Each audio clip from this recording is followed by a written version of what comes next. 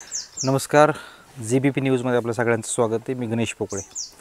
आत्ता आपल्याला प्रामुख्याने एका विषयावर बोलायचं आहे ज्याची महाराष्ट्रभर चर्चा आहे. प्रामुख्याने बीड जिल्ह्यात जास्त चर्चा आहे. बीड जिल्ह्यात जास्त चर्चा आहे म्हणजे ते अक्षरशः त्याच्याशिवाय दुसरी चर्चाच नाही अशी परिस्थिती आता बीड जिल्ह्यात आहे.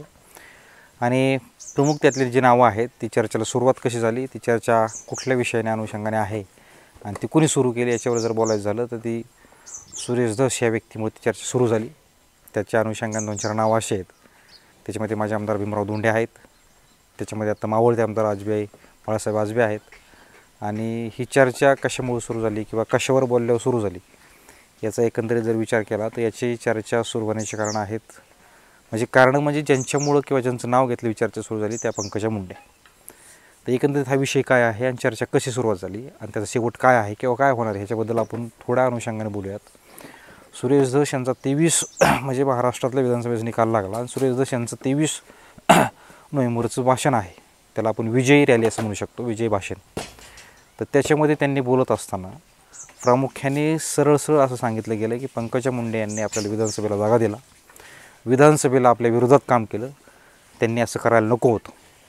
का नको होतं की लोकसभेला प्रामाणिकपणे त्यांचं काम केलं आणि त्यांच्या पक्षाचा मी अधिकृत सदस्य असतानाही त्यांनी मला सोडून सिट्टीचा प्रचार करायचा अर्थ भीमराव धोंडे यांचा प्रचार करा आणि त्यांना निवडून आलं सांगितलं गेलं असा सुरेश धस यांचा आरोप आहे. इथून जी चर्चा सुरू झाली ती चर्चा अद्यापर्यंत थांबण्याचं नाव घेत नाही. राज्यभरात सुरेश धस यांचं ते प्रचंड गाजते भाषण, त्याच्यामध्ये उलटसुलट प्रतिक्रिया आल्या.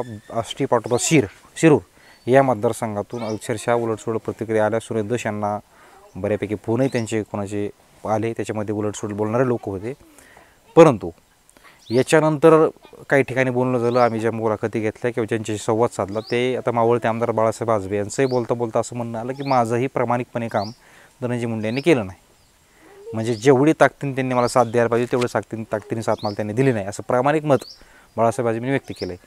तशीच गोष्ट माझ्याकडे पुरावे आहेत. परंतु आदल्या दिवशी म्हणजे प्रचाराच्या शेवटच्या दिवशी पंकजा मुंडेंची सभा झाली, त्याच्यानंतर आपल्याला क्लॅरिफिकेशन देण्यासाठी कुठलाही माध्यम नसल्यामुळे आपल्याला बोलता आलं नाही. परंतु आपण निवडणुकीच्या अगोदरसुद्धा बोललो असतो असं म्हणत सुरेश धस यांनी विजयानंतर आपण का बोललो तर यांनी आपल्या विरोधात नक्की काम केलं आणि असं करायला नको होतं अशी त्यांची खंत आहे. दुसरी गोष्ट, ज्यावेळेस माझे आमदार यांना वेळेस अपक्ष उभे होते ते भीमराव धोंडे यांच्याविषयी आपण ज्यावेळेस बोलायला गेलो त्यांच्याकडे बोलत असताना त्यांनी असं सरळ सांगितलं आहे की पंकजा मुंडे यांनी माझं काम केलं नाही आणि काम करण्याचा तर प्रश्न सोडूनच द्या, पण त्यांच्या ज्या काही 2 सभा झाल्या त्याच्यामध्ये एक झाली शिरूरला आणि एक झाली कडा येथे प्रचार सभा, ती सुरेश धस यांच्या प्रचारार्थ सभा झाल्या.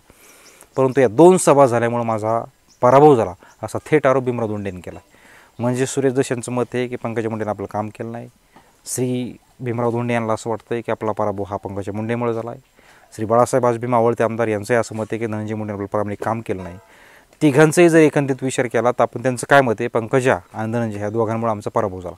मग तिघांचा जर ह्या दोघांमुळे पराभव होत असेल आणि त्यांनी जर पक्ष नेतृत्व ते असतील आणि पक्ष नेतृत्व असूनही ते जर त्यांचं खाली प्रामाणिकपणे आपल्या नेतृत्वाचं काम करत नसतील तर नक्की कोणामुळे कोणाचा पराभव झाला आहे आणि कोणाचा पराभव करायचा हे प्रश्न जटिल निर्माण झाले आहेत. बीड जिल्ह्यामध्ये सुरेश धस यांनी सांगितलं की पंकजा मुंडेंनी आपलं काम केलं नाही.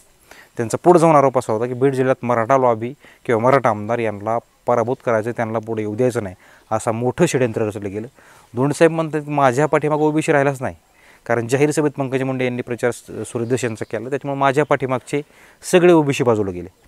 आणि सरळ बाळासाहेब आजबे यांचं असं मत आहे, त्यांचा ईव्हीएमवर पण शंका आहे, त्यांना धोंडसाहेबांना शंका आहे. पण ज्या प्रमाणात ताकदीने माझा प्रचार धनंजय मुंडे यांनी करायला पाहिजे होता पक्ष नेतृत्व म्हणून, त्यांनी माझं केलं नाही.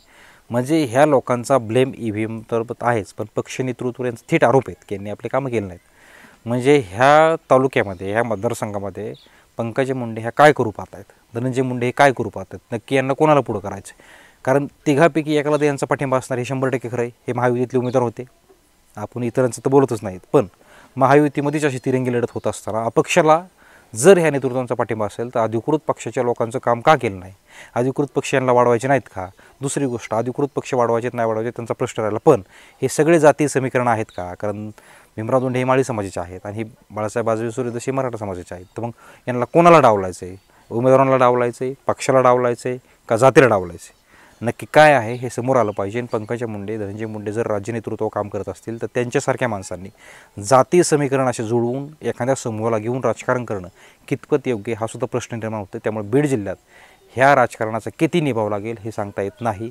कारण एका समूहाला तुम्ही जर अशा पद्धतीने टार्गेट करत असाल तर लोकसभा ही किती टोकदार जाती झाली आणि त्याच्यानंतर विधानसभा कशा पार पाडल्या याच्याकडे फार लक्षपूर्वक बघितलं गेलं पाहिजे.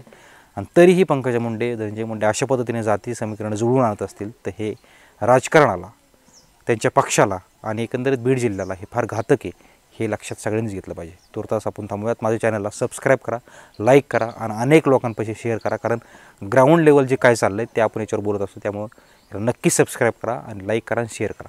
थांबूया.